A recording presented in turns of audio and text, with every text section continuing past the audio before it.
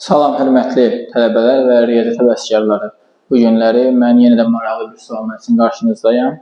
Bizim bu sualımız ardıcıllıqlar mövzusuna aiddir. Əgər sizin bu mövzuna bağlı zəiflikləriniz varsa, YouTube kanalına daxil olaraq ardıcıllıqlar və asıllıqlar başlığında video dərs izahına nəzər yetirə bilərsiniz.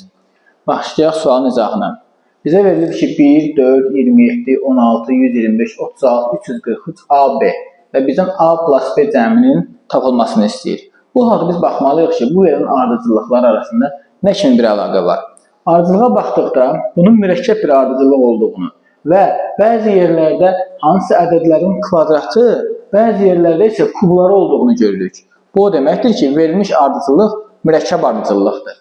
Yəni, əslində bu ardıcıllıq nədən ibarətdir? Bu ardıcıllıq 1-in kubu, sonra nə yazılıb burada? 2-nin kvadratı, 3-ün kubu, 4-ün kvadratı, 5-in kubu, 6-nın kvadratı, 7-nin kubu, artıq burada nə yazılacaq? Bəli, 1 kvadrat, 1 kub gedirsə, A-ya düşür 8-in kvadratı, B-yə düşür nə? B-yə düşür 9-un kubu. 8-in kvadratı biz bilirik ki, verir 64, 9-un kubu da bizə verir 729.